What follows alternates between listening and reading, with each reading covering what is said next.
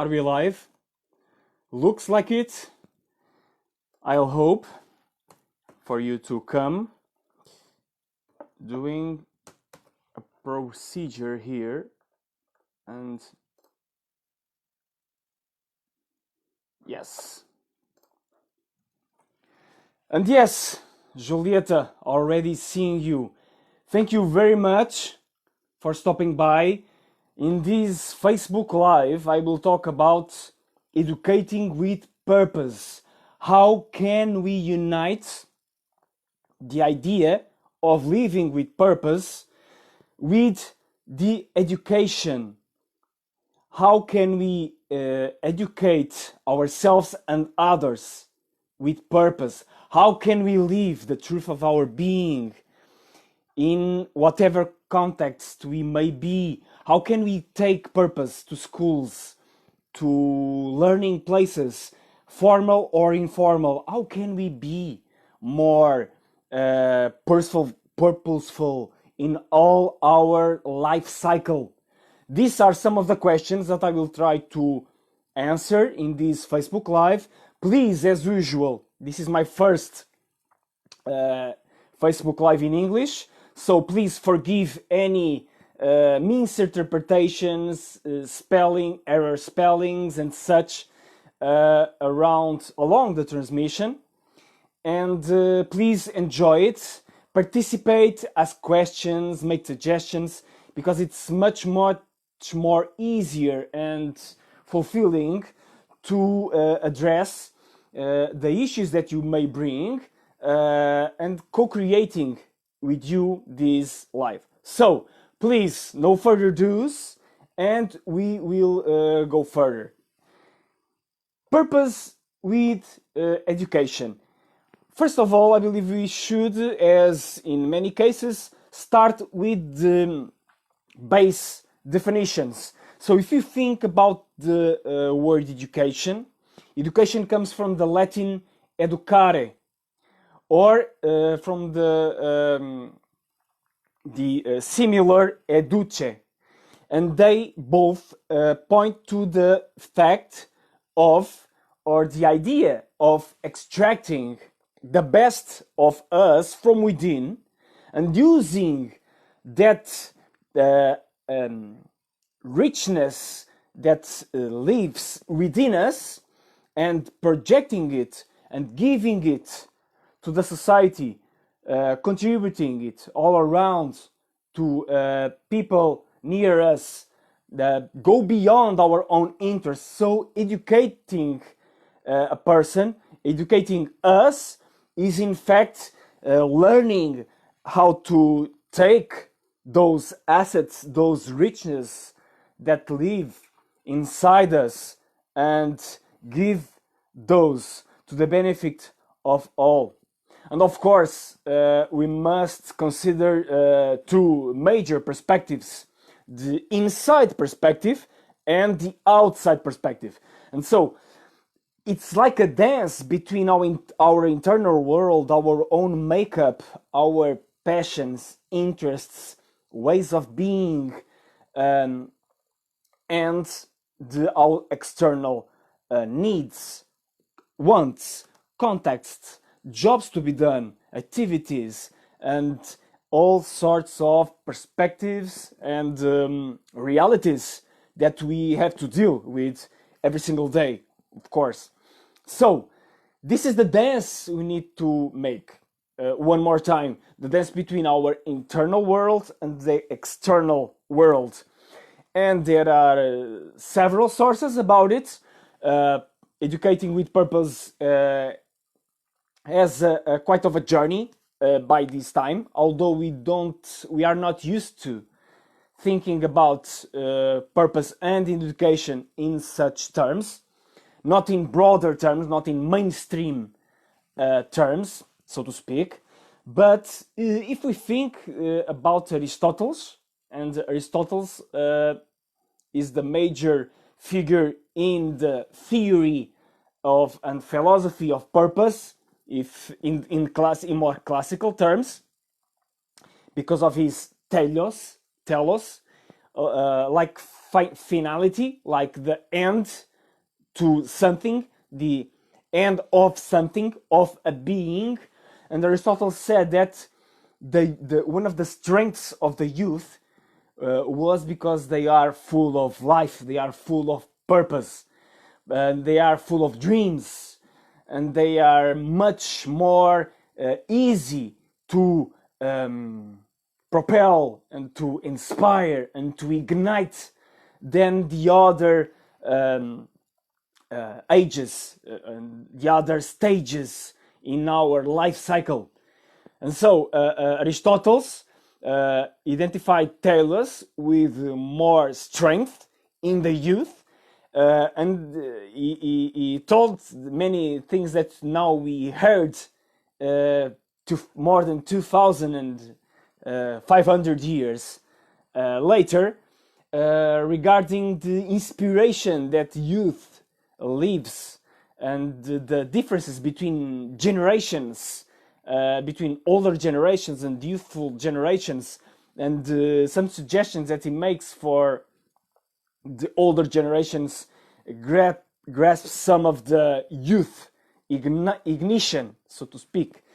And why am I talking about Aristotle? Because Aristotle is the main starting point in seeing purpose in every being, in every person, in every living form, as a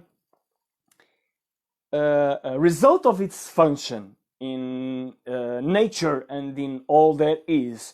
And then, of course, we can go forward several centuries and you can see purpose in many instances.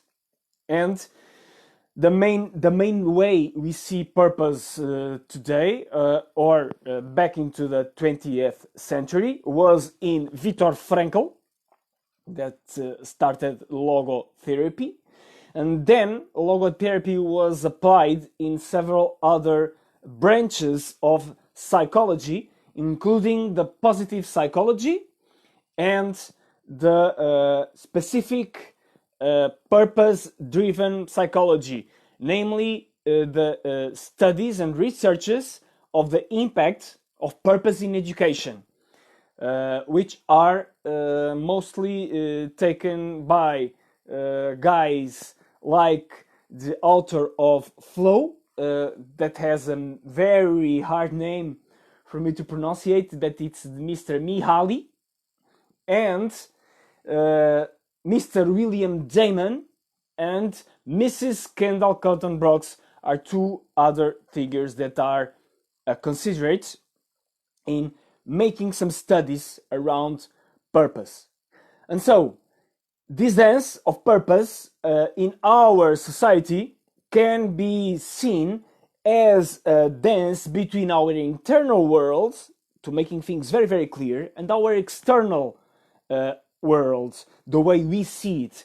And so we can bond the two of us, and we can understand that, of course, we need a flux in our lives, we need soft skills, we need to have our belief system, our thoughts, our feelings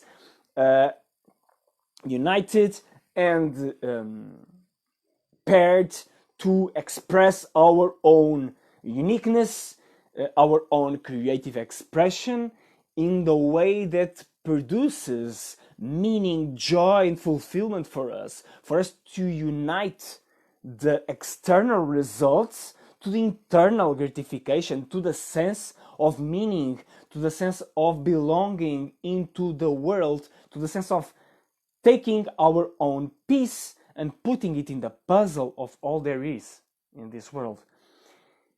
And that needs, of course, some more hard, more techne, as the Greeks said, more hard components for it to become a reality.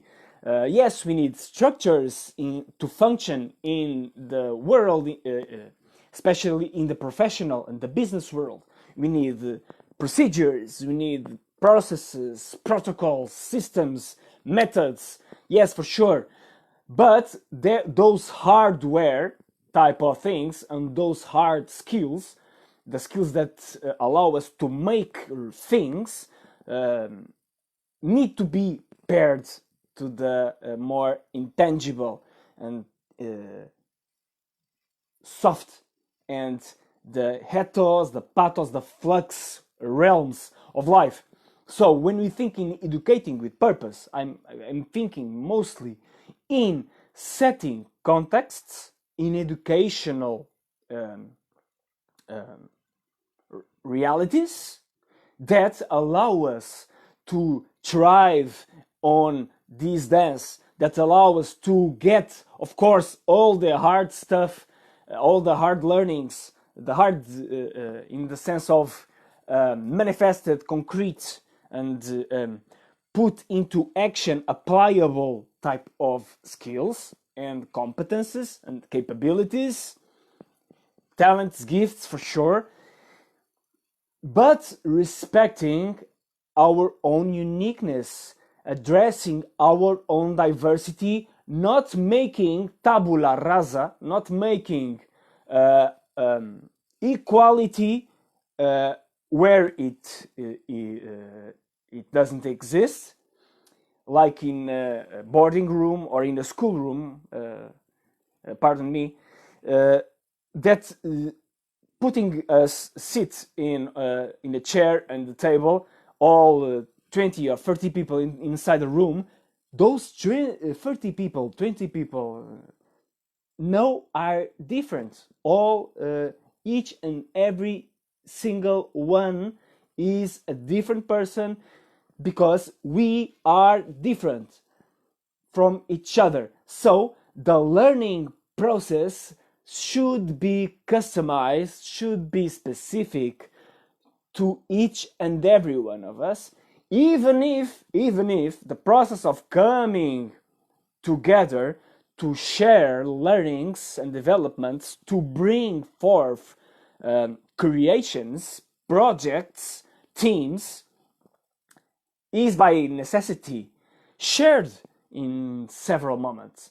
But the overall process of learning shouldn't be standardized, shouldn't be one size fits all. It should be completely adequate to our own ways of living that process. So this is the thing.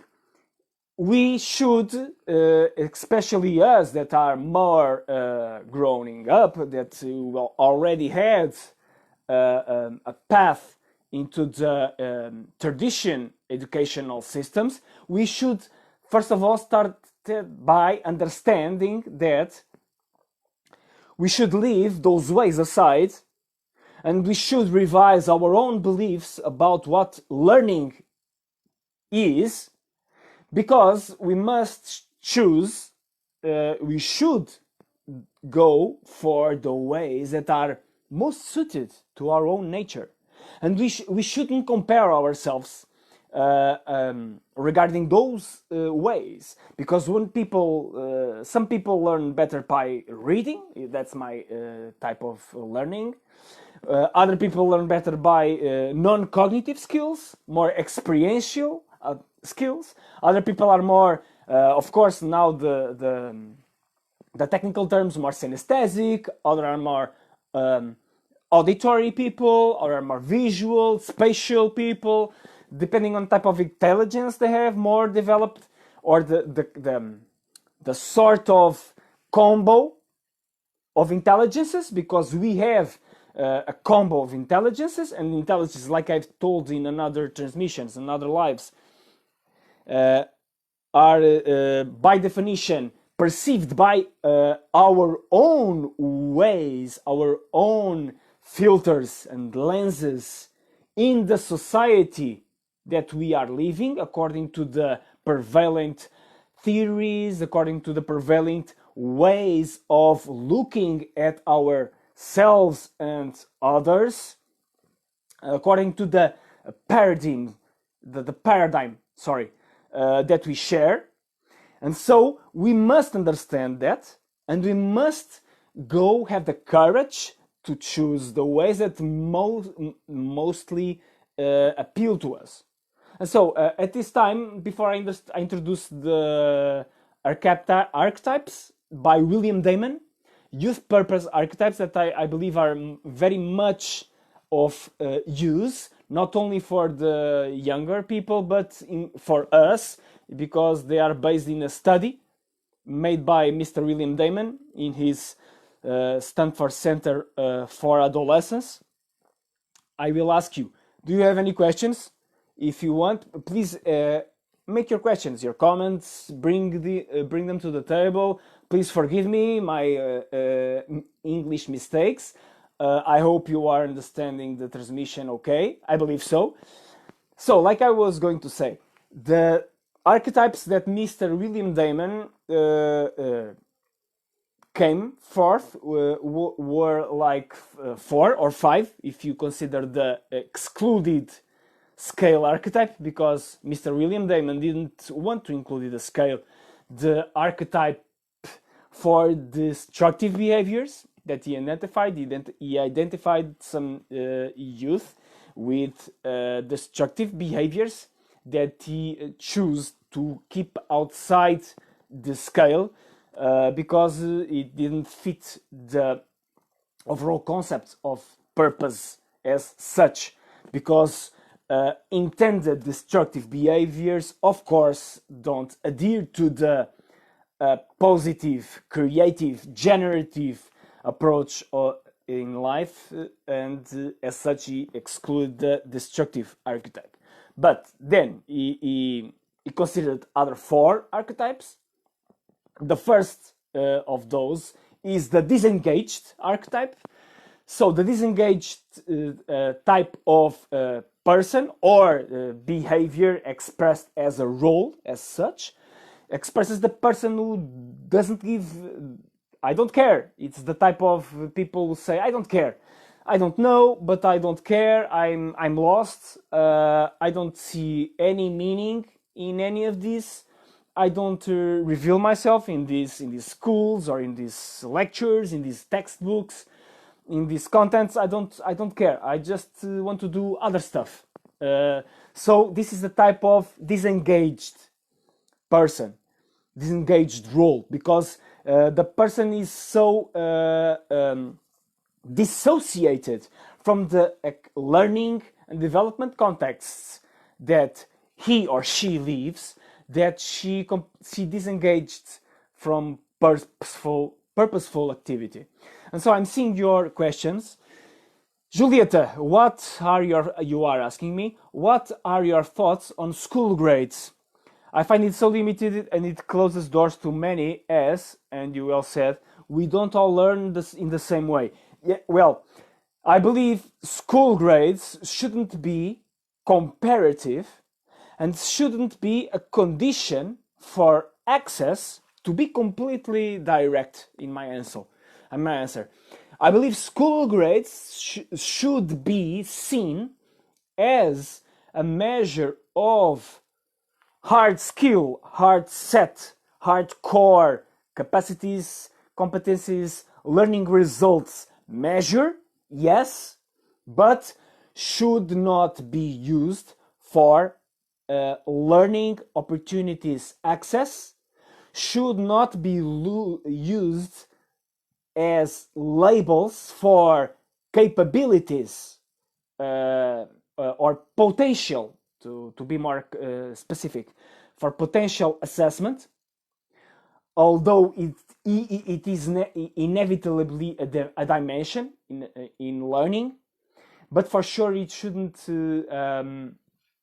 be a barrier or a door to access learning. That's my take about school grades. School grades are a measure of proficiency in taking that process that resulted in those grades. That necessarily doesn't reflect ability to learn, to adapt, to explore, to innovate, to create. Those are my takes on the subject. But of course, in the standardized context, you need to have some way of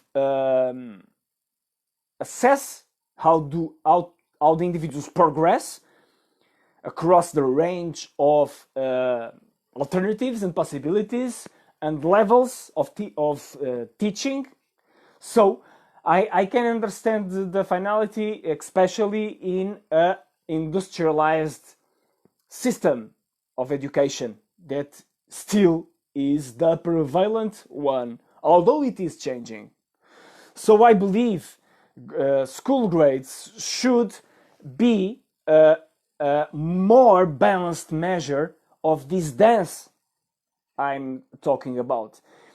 Well, there are tries in doing so, according to students' participation in classes, according group works, and such. But I believe that they should have into them a more clear, a more marked dimension around essence, about our own essence as individuals in our own dimensions of being. And as we've talked about the physical dimensions, emotional, mental, and spiritual dimensions. So I believe this, of course, it's hard to measure these dimensions. Of course, it is. But some people have talked about it, some people have tried it, including in purposeful terms. I'm thinking about Clayton Christensen, How to Measure Your Life book. He passed away recently, I've heard it, and he left a wonderful legacy, not only in the innovation, in more conventional terms, investigations, but also in education, or innovation for education. As such, I have here two books about it, and I can show because I'm seeing some teachers in this transmission. One book from Mr. Clayton Christensen about innovation in universities. This is this one that I have. Sorry, it's not showing. It's The Innovative University from Mr. Clayton Christensen. It's a wonderful book. How to Changing the DNA of higher education from the inside out. Totally synchronized with this idea of the dance that I'm talking here. And then he had another book that I like very much. It's the Disrupting Class book. Mr. Clayton Christensen wrote this other book, and as the first one with other persons like Mr. Henry Ehring, and this The Disrupting Class with Mr. Michael Horn and Curtis Johnson.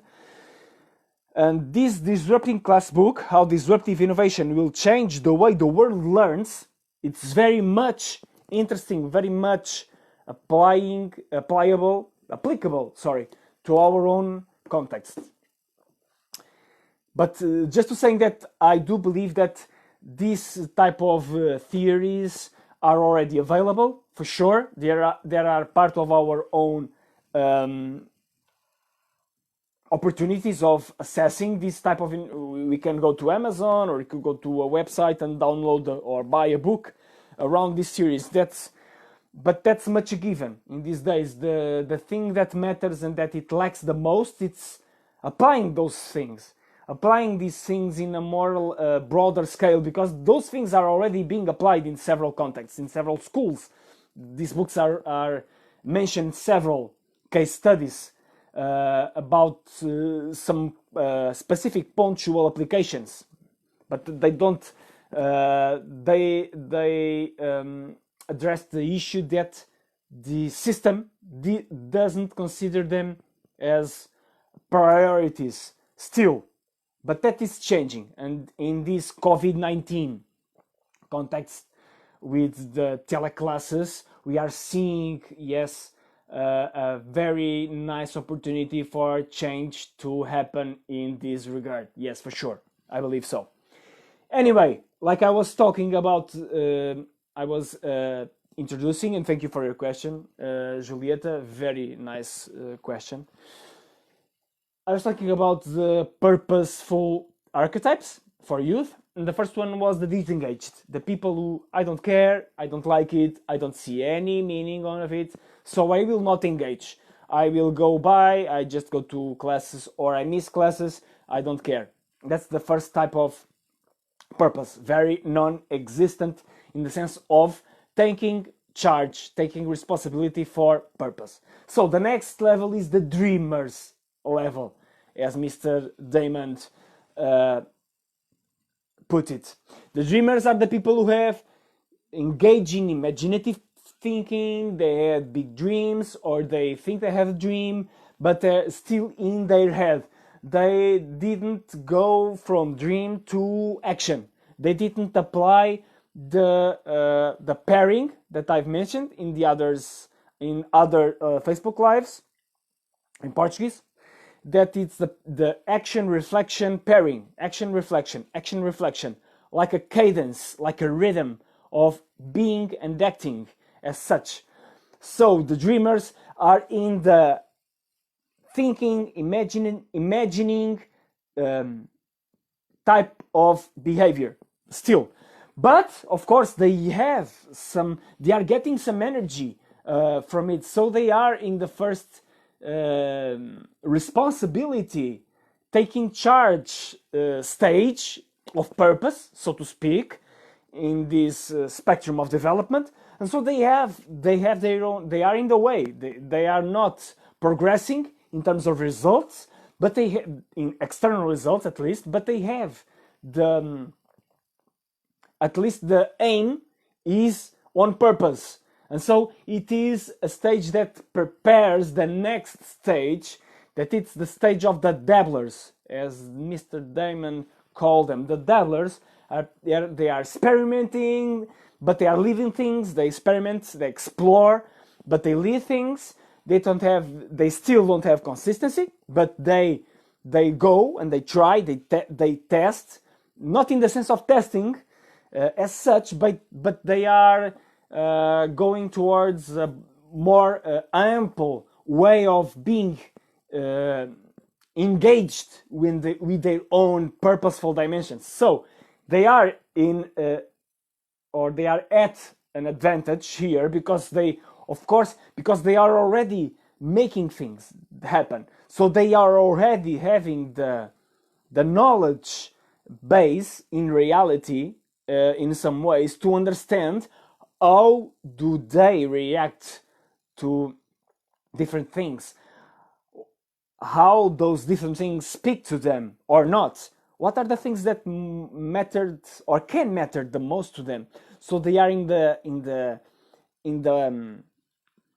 trying phase, not in the explorative behaviors in the world, and so they are getting ready for the top level, so to speak, that it's like a quantum leap in a sense, that is the level of the purposeful people, the purposeful youth people, like Damon said.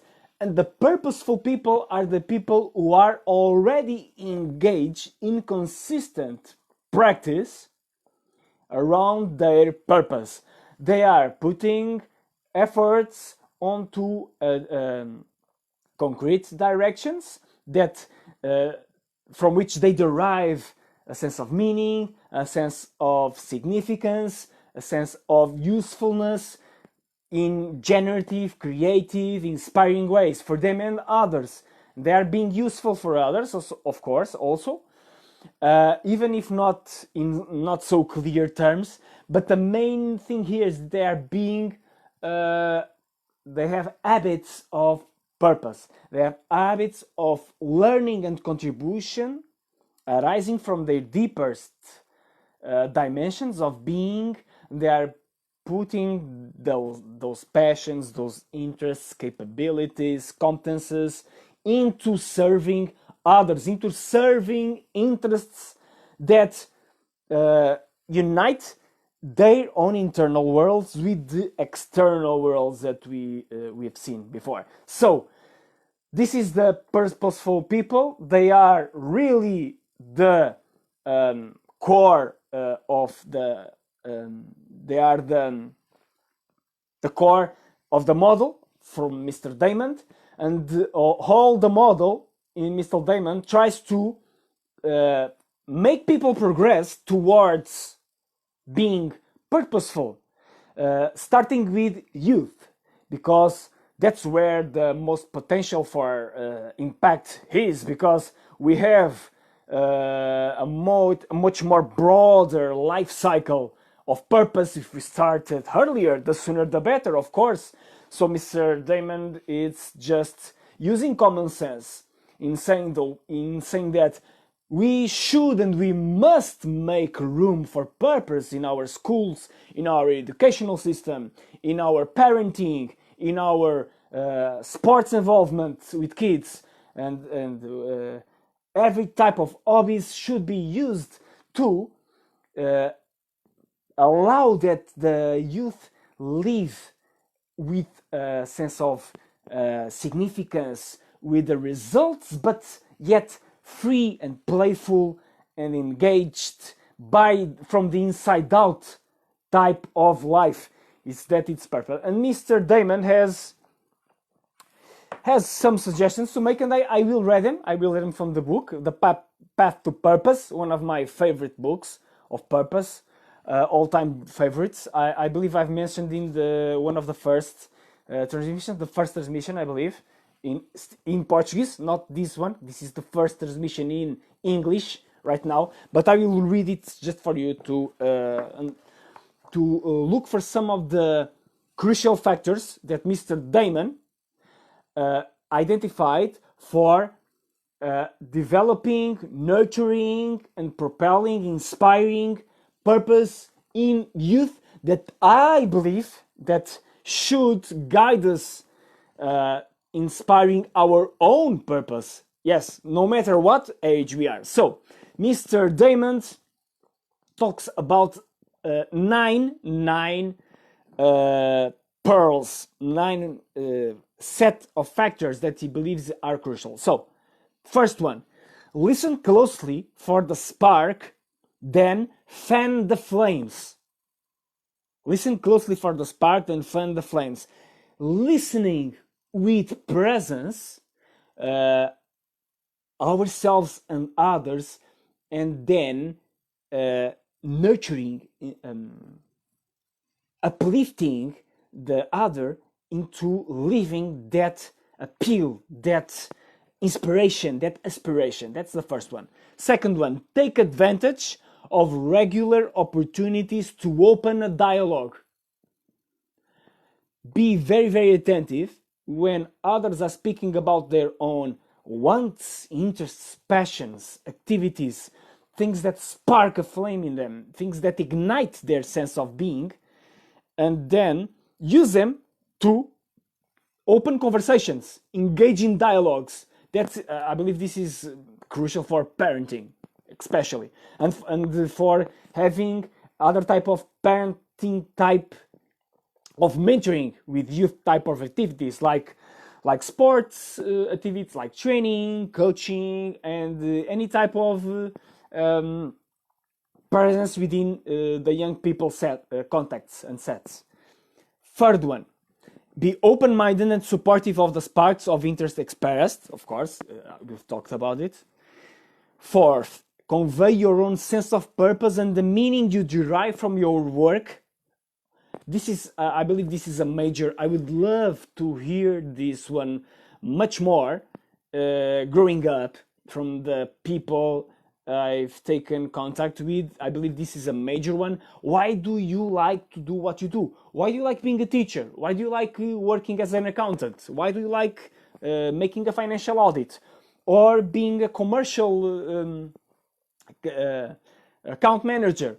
Or whatever. Why do you like of what you like? Or how do you derive your pleasure, meaning, contribution sense from what you do? And I believe this is a major purpose nurturer in the youth and in the person talking and sharing those pearls.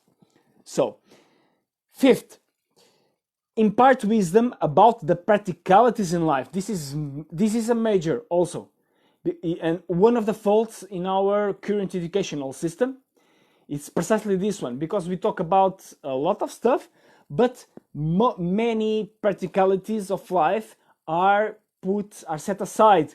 How do we? Why do we pay taxes, for instance? How we didn't talk this in school. Why do we and how do we participate in civic activities? What are the most needed civical activities in our society, in our neighborhood, in our city, in our school, in our organization, whatever? These type of how do we function around here? How do we deal with the obstacles? What is needed to get the job done? What type of relationships with what sorts of people do we need to have? What are the strings that needed to be pulled? Talking in ethical terms. Yes, or acknowledging the not so ethical ways of dealing with stuff that need to be changed. Yes, having the guts, having the bravery to do so. So this is, I believe, it's a major theme. 6, introduced children to potential mentors. This is crucial. We don't have all the answers. We must, as parents, as tutors, as teachers, at whatever role we may be, the more ample and broader the network our own children can access, and ourselves, of course, can access to learn the skill set, the inspiration, the realization abilities, the better. We need to have ample capabilities and relations set from which to derive and contribute. That's fundamental. And then the 7th one, encourage an entrepreneurial attitude. Be thoughtful in what you say to young people around their possibilities of starting a business, starting a project, being more entrepreneurial. Don't put them obligated in your words around finding a job, no matter how young they are. Express them about the practicalities, of course, and about the necessities of having an entrepreneurial, a startup venture operating with success. Those are the factors they must address, not the job or the startup as such. They need to understand the factors involved in all paths, in those great two paths, job versus startup project, or participating in other projects besides jobs, because they can volunteer, they can participate without a job even when they are young. So what is the main difference? What is the main difference in roles, in capabilities, in assets, resources that they need to understand for choosing between one or the other? And they need to understand also that their own profile, their own wants, their own purpose is the bright house that should guide them towards one or the other. 8, nurture a positive outlook. This one is mostly derived from the positive psychology branch that Mr. Damon advocates. Of course, I agree, although I tend to understand the perspective more as integral and full, in the fullness of human nature, more than positive only as such. But I of course, I understand the value of the positive outlook, seeing the world with fresh and hopeful eyes, waiting for the future to be a place of opportunity, of endeavor, of possibility to create something better. That's, of course, a very important thing, to uplift and to unleash creative energy, because no people want to create or try to create if they think the future is doomed. Oh, this is so bad, everything is doomed. People with that type of behavior don't tend to put forward energy to create something better. So let's avoid that type of end view of life. Of course there are challenges, of course there are obstacles, and we have to deal with them, but in the long run we can make things much better than they are today. And so the last and the 9 is instill in children a feeling of agency linked to responsibility. I love this one. Of course, the feeling of agency, it's what is needed. Taking charge of going towards the direction we want. Even going beyond getting a job or starting a company, being a volunteer, it's how can I take agency for myself using what I have right this moment, accessible to live the creative expression of what I am. And so, my dear people, my dear fellows, Purpose Fellows, I ask you, do you have any question or any comment that you want to make right now? Because I'm ready myself to end this transmission today. This is Educating with Purpose is a very, very inspiring team, for sure. I do have and spoke about in some other sessions about some projects that I'm putting together around this. Some of them still didn't left the dreaming, dabbling stages. Yes, it's true. Some of them are still on those stages. Others are already on the purposeful stage.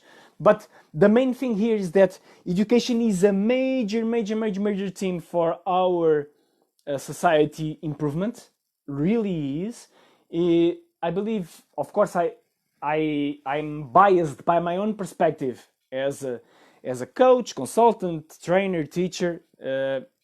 But I really believe that education is, like Nelson Mandela said, is like the base, is like the ground zero from which all the other endeavors of human creativity can arise and can express themselves, no matter what arena or area that they may have. So, of course, this is a major team.